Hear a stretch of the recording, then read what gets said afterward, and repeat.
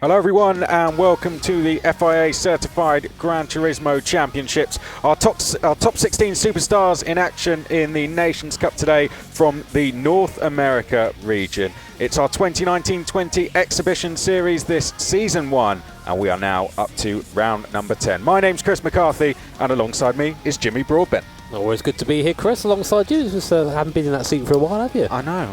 It's definitely it's been kept warm for me, but good to be back now. Let's get straight into it, shall we? Let's take a look at the points from our North America region drivers. Def Sun at the top of the field there, close between the top 4. It's fair to say about 700 points between them, and then very close from 5th down to about 10th place there. So plenty of changes that could happen today. Yeah, definitely a lot between 2nd and 4th there, as you say, Chris. A good result for either of those guys, going to either secure or move them up. Def Sun, though, really showing his ability. Big gap at the top there. We know that he's got the talent there. Not had the best of luck at the live events, of course, but maybe online will be a different story for him. Let's have a look at the track they're going to be racing on for round number 10. We're going to be going to Kyoto Driving Park, a fantastic circuit, one of my personal favourites. And we're going to be racing on the longest version of it as well. There you can see almost 7,000 metres long. Lots of places to overtake around here as well. So we could see a very close race at the front. Yep, definitely. We always say we like to highlight the hairpins here. Turn 17, especially a good place to overtake. Not much elevation here. The biggest elevation change being between T7 and T8 downhill. Again, another good overtaking spot round here, but definitely a tyre eater, this circuit. Yep, indeed, and we'll get into the track details for you now so you can see where our penalty lines are going to be, and they're going to be out of turn 12 and out of turn 19 as well. Let's hope we don't see too many people running into problems during the race and having to use those, and we'll now take a look at the details for the race. As we said, it could be a hard one on the tyre. It's going to be 8 times tyre, where we're going to be in the Group 1 cars as well, medium and hard tyres, and it's a 15-lapper as well. Yep, so as you can probably guess by this point, there are going to be a few pit stops at hand, racing medium and racing hard tyre, both having to be used. In terms of tyre strategy and how long each tyre is going to last, here it is on your screen right now. We recommend, or we think I should say, about 5 laps for the racing medium tyre and about 7 for the racing hard tyre. And we think probably we're going to see some 2 stops. I think if you're really good in tyres, you might manage a 1 stop, but 2 stops seems to be a bit quicker. Yeah, that's always the predicted strategy, but these are the top 16 superstars, and they tend to be able to go a little bit longer than what we expect. Well, so let's get round number 10 for the top 16 superstars from our North America region into action then. There we can see it's going to be Def Sun on pole position as we ride on board with the driver starting directly behind. It's TTG Zenit. 2 drivers have gone for the hard tyre a little bit further down. That's probably to be expected, but most on the medium tyre, Jimmy. Also notice as well that we have pretty much primarily an SRT Tomahawk field. I can see one other car in there, Porsche 911 Hybrid down in 12th, driven by Calm there, the Canadian driver, but we'll stay with Zenit here for the start. You can see the start-finish line just ahead of us right now. Rolling start, of course, in these Nations Cup races, so just nice and easy through there. Wait for the lights to go off, and then we go here at Kyoto Driving Park. So just behind Def Sun now, just getting those tyres nice and warm. Wait for the lights, pull to the right-hand side of the circuit.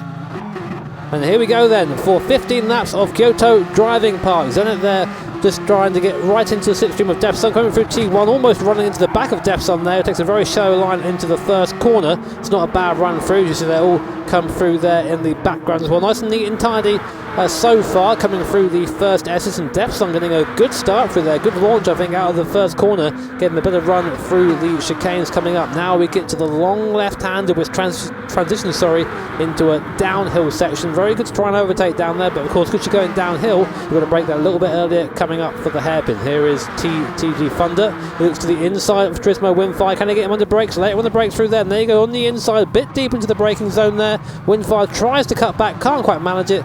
And then Thunder, I was going to say into third, but then makes a mistake on throttle and hands the position back to Windfire. Yeah, just a little bit too eager on the throttle there. Nice to get an onboard view of the start with Zenit there, who was putting the pressure on Defson through the first corner. Has just fell away through the first half of this lap, though. There you can see Thunder now down in 5th. Oh, well, nearly getting run into there by Cardsvan in 6th place, who just got the entry to the corner all wrong. But overall, the field looking very close together here, as Thunder now pulling to the outside of Turismo Leicester.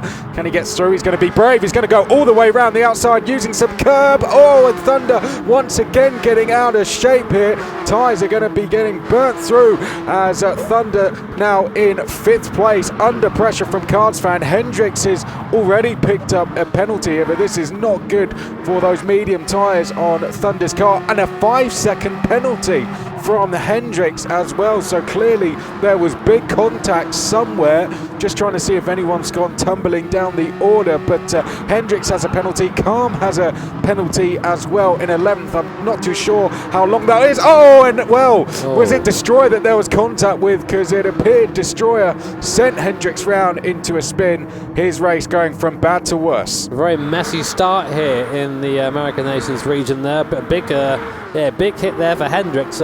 Not only has he got a penalty, but he has to crawl across the line after being spun by the car in front, who funnily enough didn't get a penalty. So I think that was Destroyer. So here's a replay of that. This is Cardsvan, we see just in front there. That's Thunder getting it wrong, and then Hendricks coming through your picture sideways. So but that's his race pretty much done before it begins. So you see now down in 15th place. And meanwhile, the front of the field, Zenit still in 2nd place. Defson pulling away at the front. The gap now 1.2 seconds between the two drivers. And as you said before, I think it is just the one other non-Tomahawk runner, who is Calm, who's currently got a penalty down in 10th place. But meanwhile, it seems the gaps are starting to widen out at the front. I think the Thunder, not really a great start from Thunder, down in 5th place. A bit too aggressive at the start there, I think, Chris. A lot of just full throttle exits, and you're seeing those medium tyres getting warmed up very quickly. And of course, as we say, tyre wear down here is at ×8. So one lap of tyres on the tyres is 8 times wear. There is Calm there in the Sol 919 hybrid. Looks a little bit out of place there, doesn't it?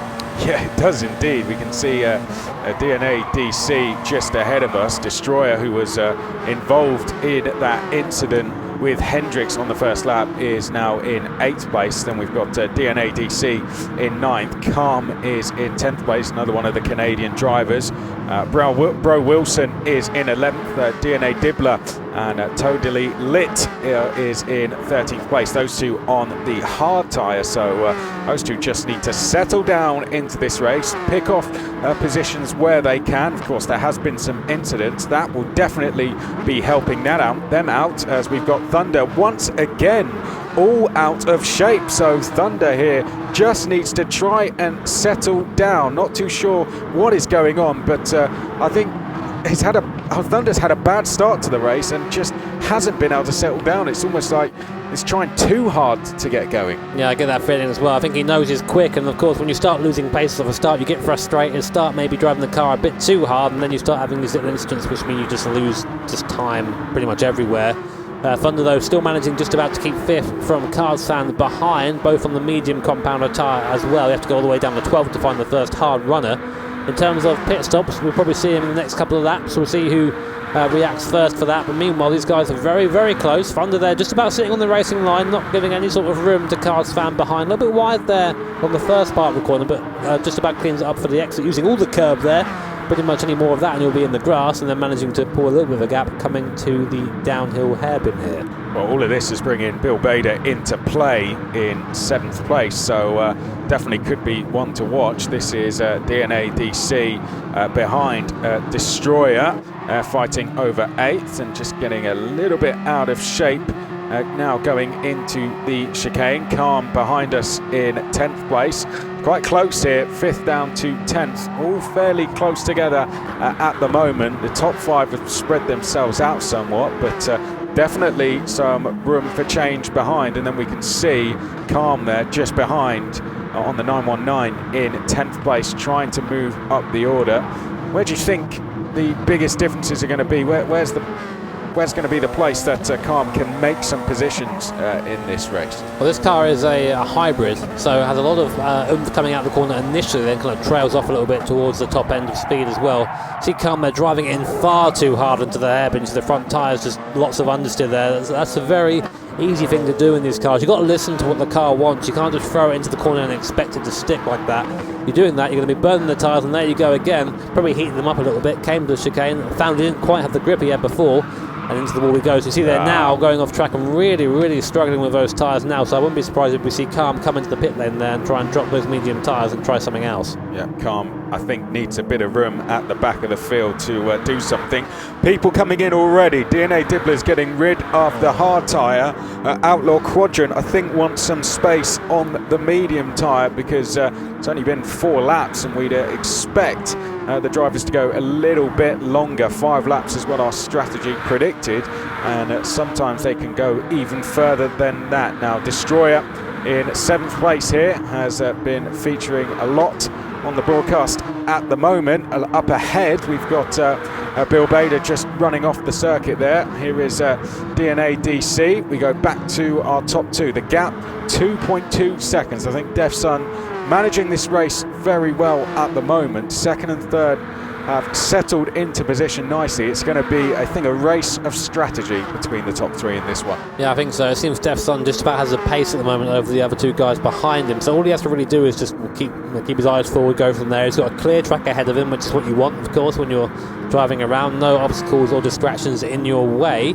But yeah, as you said, Chris, I think there'll be some sort of strategy coming into play here. It depends on how late they go on to the next compound of tyres. Of course, the undercut is a thing. If you're a fan of any sort of racing, you'll know about the undercut. If you pit a little bit earlier than the guy in front, you'll have a quicker out lap than he will on his current set of tyres, so to speak. So we'll see if anyone tries to employ that strategy right now. But what Def Sun needs to do is just try and build that gap as much as he can. Every little tenth of a second will count around here.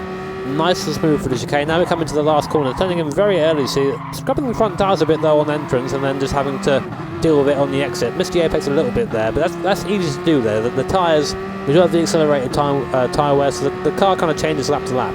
Zenit's come in, so we're just talking about the undercut. Is that coming into motion now as we speak? Zenit has come in, needs a clear track though to make that work, and is going to be stuck behind Turismo Leicester. So I think that's the undercut gone already. Any chances of that happening have just fallen away because the gap is 8/10, but it's going to come down very quickly. Yeah, but of course, Turismo Leicester, Mark Pinnell, you'll know him as well from the live events. Good to have him back again, represented, rocking a similarly normal livery for him, some sort of weird gold bronze thing. He enjoys it, that's all that matters. And running fairly well in 3rd. He is yet to make a stop, of course. Zenit is the first person to make their stop, running in 4th. Now let's see if he can get past Leicester quickly, because as you said, he wants that clean air. He wants to try and use those fresh set of medium tyres and just try and get as much time as possible out of them, because otherwise Zenit's going to be losing time to both Windfire and Def Sun, who of course both yet to pit. Yeah, I think just got the maths a little bit wrong there. Maybe thought that there would be enough time to have a gap. Of course, a fuel is another thing. It's if you can manage that better, then your stops are going to be just that little bit shorter. So up towards the right-hander we go, into the hairpin. Big overtaking opportunity into here. We're on board with Leicester at the moment, and now under a lot of pressure there from Zenit. You can see how the cars have been driven. You have to really drive it into the corner and use the downforce, but you find that as you get to the apex, that downforce that kind of helped you into the corner, it peels off. There's no air going over the car as there was before, so the car becomes a lot more twitchy, especially in mid-apex and off the corner as well. You're seeing Leicester there doing well to contain the oversteer of his things, with lots of power in his SRT Tomahawk cars, so it's very important to be easy with that right foot, otherwise you could see yourself facing the wrong way very easily, which I've done many times. Yeah, I've done it probably even more. Def Sun has come across the line. It's doing very consistent laps here. It's consistently 0.3 a lap quicker, but we should go back to Zenit because he is right on the tail of Turismo Leicester. There we can see now looking to the outside. We're going to see him go all the way around the outside. He's going to have a go. Turismo Leicester, just a little bit of contact, but overall that was fairly clean racing, and it's going to be Zenit then going into 3rd place pace, and Turismo Leicester has to concede. A good move there from Zenit. Now Zenit has to get his head down and try and take advantage of these fresher tyres. Yeah, Zenit really using that tyre life coming around the outside there just to get alongside. Getting alongside was one thing around there, and once you're on the inside for the first right hand, there's not really much you can do from a defence point of view. So a great move there from Zenit, but as you said, he has about 4 seconds or so now to wind fire, and he's used a lap and a half now of the fresh set of medium tyres, so that's going to have damaged the tyre life and the speed already. Ideally, it would not have to deal with Leicester at all, but already you see the gap up to 1.3 seconds. That is the pace difference, and also how much time he lost being behind Leicester. Yeah, we're just keeping an eye on the sector times to monitor the gap. We'll get an idea of the difference in the lap times towards the end, but say Defsun is going to be either this lap or, if not definitely, the next one. We'll see Defsun coming in to the pits. We've got Windfire in second, Zenit in third place, as we mentioned. This is Turismo Leicester in fourth. Cardsvan is fifth, mostly big gaps. You can see Bro Wilson and Destroyer are fairly close together, a little bit further bound. Destroyer has made a stop though, so we'll be looking to clear Bro Wilson as quickly as possible. And then we've got lots of our stoppers then rounding out the field. Straight Raced was not having a good run of things, 27 seconds off the pace, so a bit of a lonely race for the American towards the back of the field at the moment. But I wonder if we'll see our leaders coming in. I think we've completed another lap, so Defsun staying out for one more, it seems.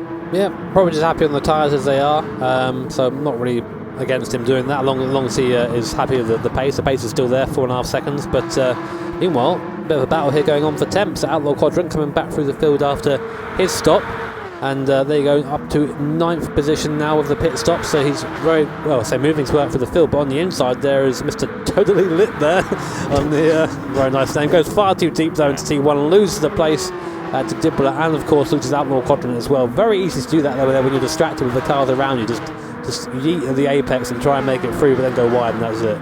Not quite lit in this race, shall we say. That's where that name can do you over a little bit.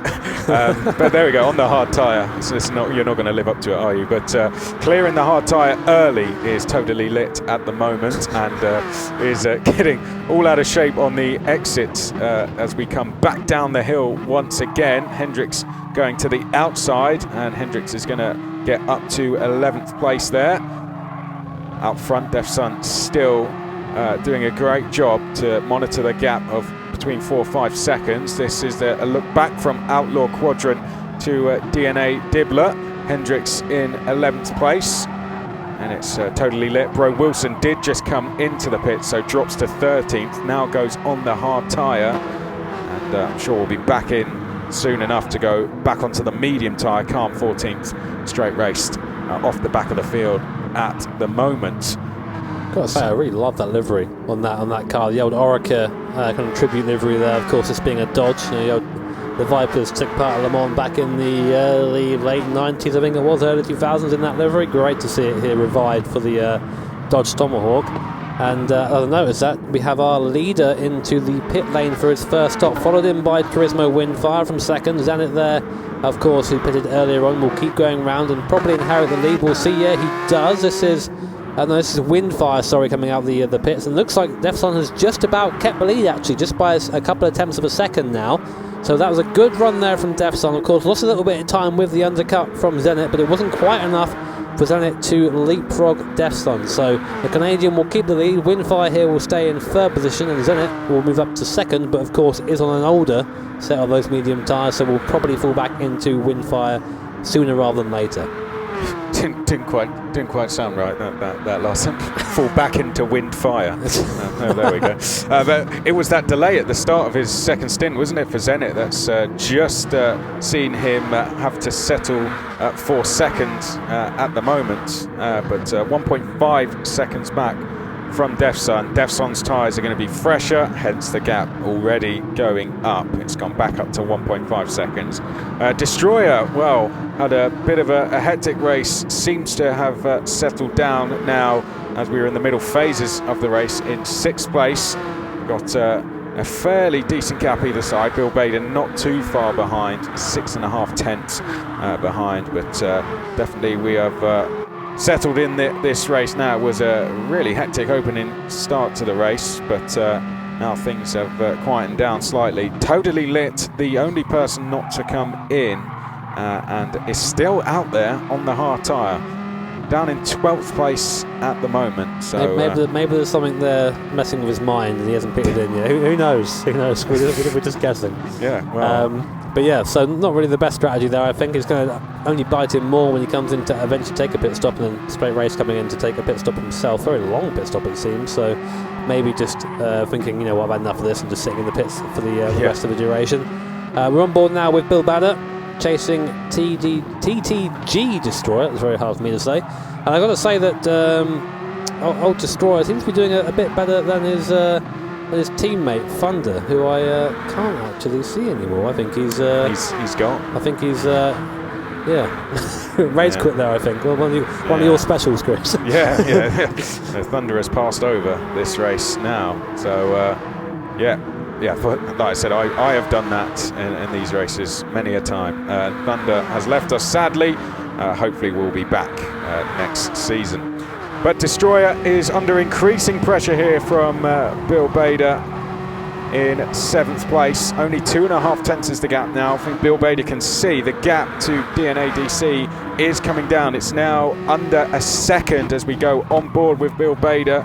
It's definitely one of the trickier corners into the hairpin, and Bill Bader absolutely on fire. Thought was going to send it down the inside into the left, but sits behind for now. Just a very choice of lines being taken through there. That would have been a good line through there if he could get it over to the right hand side of the course quick enough. But I feel like the power would have been too much, and maybe the car would have wanted to rotate the wrong way there.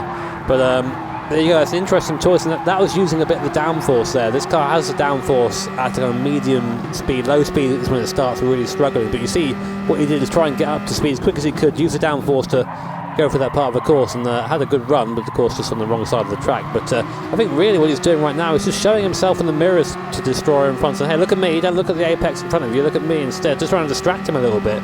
And that can be just as effective as actually lunging up the inside of someone. There you go. I say that. Lunge and give him a little pat on the bum there. That's a bit rude there, Bill. Don't be doing that on screen here. But I don't think he'll get a penalty for that because positions haven't changed. But you see, look how close he's getting now. Really harrying Destroyer. He'll be very much looking in his mirrors right now. Yeah, it's when you're in the toe, isn't it? You're going that bit faster, and sometimes it can just catch you out a little bit, and you're just unable to get the car slowed down. So Destroyer, that was a very late stop. I think he nearly hit the wall with him there, didn't he? That was a late decision, that's for sure. So Destroyer in goes on to another set of medium tyres. Dibbler has come in to do exactly the same thing. As well, it's kind of spreading it out 5 laps each, it seems. 10 completed, 10 done now, and another 5 to go. So I think the reason why he had such an aggressive pit stop there to Destroy is he didn't want to be followed in. He didn't want Bill Bader to see it coming, so he's gone in. Right, I want to get the undercut now. Yeah, go out there, just get my bit of free air, and I'll just get him that way as if having to pass him on the track. So bit aggressive and almost ended in tears, but this could actually be a good move there by Destroyer. Very good spot actually. DNADC now has a little bit of more space to play with ahead now, and has used that already to close this gap to Bill Bader. This definitely an interesting battle going on in the midfield. It's very quiet out front, nothing to report there.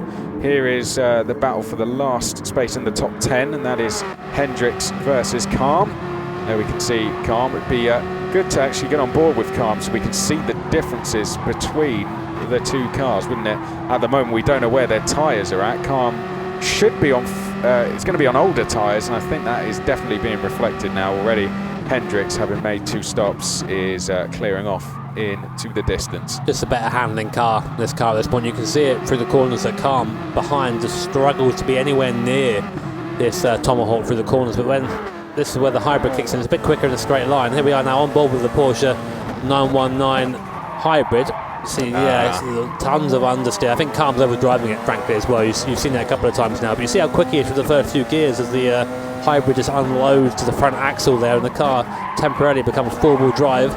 Lots of understeer though, of course, when you're doing that, so it's very easy to go a bit too fast into a corner and then just find yourself doing this, really just scrubbing those tyres at plenty. So here we are, using the hybrid out of here. Let's see if he actually gains on Hendricks. You see, he just pull up to the back of Hendricks, but it does the same sort of thing as before. You see before, comes into the pit lane, fresh set of those Michelin medium tyres. He'll go back out again and try and get himself into the top 10, but I just don't think... I think the Tomahawk is just a car of choice here. It's the car you want to be in. I mean, of course, I always say it's great to see people try something different, but it's just not coming off for these other cars, I don't think. Are you one of the drivers that likes to be the one that tries something different? Well, I used to drive a GTR-LM Nissan, the front-wheel drive prototype in the league, because it was different, and I suffered because of it. But it's always a lot of fun. So yeah, I'd be that person at the back of the grid going, "Well, I'm in a different car." I was like, "Well, yeah, you're not doing very well, though, are you?" I did it in karting actually. I went on a British-made chassis. It wasn't the quickest, but it was like, well, it's different. And if I can win, then that's even better. It's also right? the excuse when you lose, isn't it? Like, oh, sorry, no. Exactly. It's still an excuse now. 5 years later, this DNA Dibbler's got a penalty sadly for track limits, but that's going to hurt his chances of getting past Bro Wilson. And we'll see now that he'll fall away when we come up towards turn number 12. A lot of curb being taken through here. I tell you, if these Group 1 cars, if this was real Group 1 cars, there would not be some happy faces from the teams with the way they're driving these very things. softly sprung Group 1 cars, I'd say that. And interestingly, Bro Wilson, of course, even though he's in 11th right now, he's on only done one stop on a set of hard tyres, so he's probably going to be struggling towards the end of this race if he's trying to make the one stop work, of course.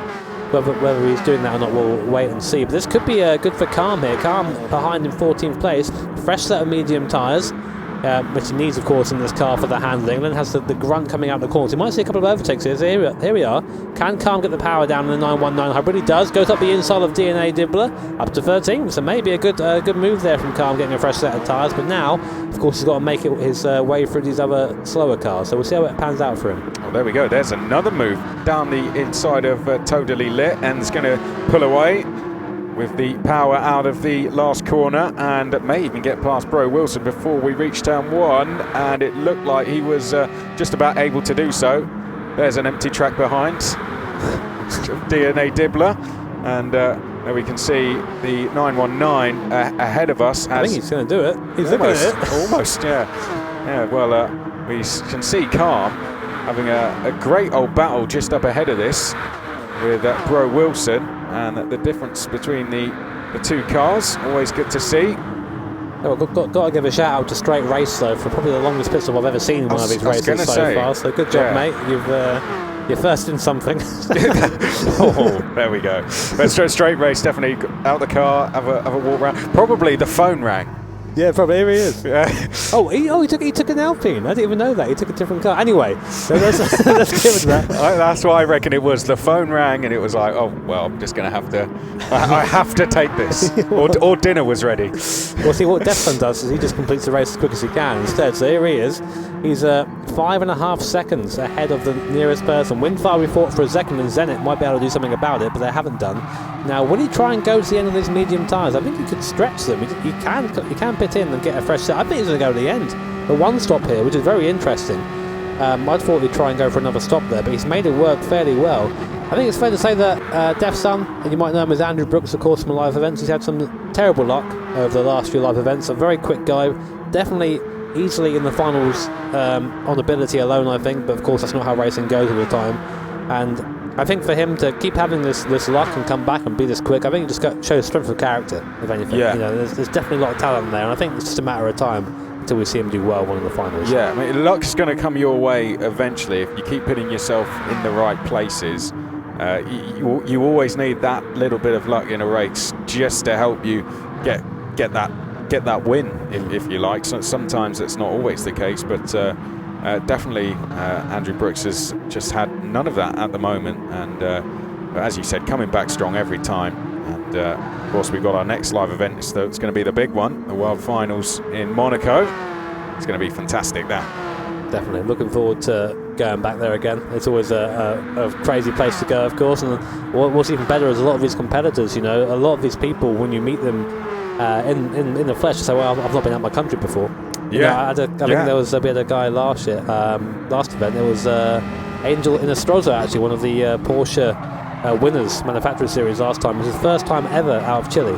Yeah. And it's a flight to Tokyo. Yeah. And he's like, yeah, it's crazy being here. It's amazing. It's particularly from our Asia region, from the guys from South America, getting a chance to go to Europe, even for some of them, is just an opportunity of a lifetime. It's something fantastic that Gran Turismo has provided. It's not the chance to go and race against the best in the world. It's a chance to go and see some fantastic countries. Right, DNA Dibbler down the inside of Bro Wilson. This is a great fight going on as we head towards the final 2 laps of this race. We've got Bro Wilson on the harder tyre, so that's not going to be good news for him. Totally Lit's only done 1 stop, so well, DNA Dibbler now should just pull away from this, really, and not going to have don't think he's going to be close enough to go after Calm. Might be. 2.4 seconds is the gap. It's static at the moment, but a couple of laps to work with to try and bring that gap down further. Zenit could be the one to watch. Zenit within 1.5 seconds now of Windfire, and has a couple of laps to go, has the fresher tyres as well. On the last lap, Zenit did a 156.7, Windfire did a 157 flat. Yeah, we'll have to see. Yeah. I mean, it's 1.5 seconds, of course. When you get within a second or so, you're going to start getting a bit of a draft as well, which is only going to help. But I've just noticed, looking at our timing, as Bro Wilson and Tony Litt are still going at it for the last battle to not be last running on circuit, it seems, at the moment. Best lap from Andrew Brooks, Def Sun, the front of the field, in that Tomahawk, is a 155.7. Best lap for Calm, the fastest guy not in one of those cars, is a 157.7, which he actually set last lap. So, oh wow, yeah, big gap between the 2 cars there. I mean, some of that, of course, is going to be driver ability, but not all of it. No. Well, there we go. There you can see what the difference is between the 2. Would be interesting to see what Def Sun, if we just put Def Sun out now, to see what lap he would do. But there's a reason he hasn't chosen that car. I think it's fair to say. Well, that's one of the good things about Nations, is that you can kind of see what everyone else is doing and then make a decision based on that. Find the car you enjoy driving and go from there. A bit more limited, of course, in manufacturers, but in Nations it's pretty much do what you like. And this time round, since the Tomahawk is the car to have. But anyway, Def Sun now comes around the final corner for the penultimate time, on to the last lap. It's been a pretty dominant show again from Def Sun here. Very quick guy. He's been very quick all race and just kept the gap around 5 seconds for the last few laps or so. Looking like he's going to quite easily drive this to the line. All he's got to do is just be nice and easy, hit your marks. Hasn't even got to be a quick lap at this point. You've got a big buffer behind you. The real thing I'm interested in is whether Zenit can get onto the back of Windfire or not. The gap is 1.5 seconds now, so it is coming down 10th at a time, but I don't think it's coming down quick enough, Chris. It's enough to keep Windfire focused enough to be pushing hard. That can often lead to mistakes, but the very experienced guys at the front, very quick guys, it's rare we see huge mistakes from them, but it's going to be keeping Windfire on his toes at least. Zenit, I think, would be pretty happy with a 3rd place finish, though, in a top 16 Superstars race. You've got to take those. They're going to be happy when they come. Turismo Leicester, 4th place. I think the fact Turismo Leicester is 12 seconds back just shows how dominant it's been between our top 3, but in particular, of course, Def Sun out front. The gap has come down to 4.7, but it was over 5 seconds, and that's due to the fact that Def Sun is just getting out of the throttle, just pushing that little bit less with the gap he has. Yeah, just cruising now. There's no need to push this car at all. You start pushing the car, you start making mistakes. So conversely, if you start going too easy, you can also make mistakes. So I think you're just backing it down a bit now. He knows he's got a gap. He knows it's got to drive to the line. This will be another win for Def Sun. Online, of course, one of the fastest guys in this North America region, and just really hammering that home. Of course, points leader as well. And it's looking like it's going to be another win for Def Sun. Yeah, one more corner to go then, and Def Sun continuing the fantastic form he has shown throughout the season. Out of the final corner at Kyoto Driving Park in the Group 1 class, it's going to be a win in the Nations Cup for Def Sun at round number 10. Windfire is going to come across the line to finish second, managed to hold off Zenit in the closing stages of the race. That is a good effort considering Zenit did 2 stops, so fantastic driving from Windfire. Leicester was the best of the rest, if you like. 14 seconds back to finish in 4th place. Cards Fan is going to be 5th, gives us a nice little handbrake turn there at the line. Bill Bader is going to be 6th place, solid drive there. DNADC up a couple to finish 7th. Destroyer 8th place, a good recovery after the early mishaps. Then we've got Outlaw Quadrant 9th. Hendricks will round out the top 10, and in 11th place the class winner car, shall we say, in the 919 hybrid. DNA Dibbler is 12th, Bro Wilson 13th, Totally Lit 14th, and then we'll wait. I don't know how many hours are we going to be here until we have to call straight race to across the line. We will sit and wait. We always do every time, but there he is. Def Sun there again. He got the treble, fastest lap, win of course, and pole in qualifying.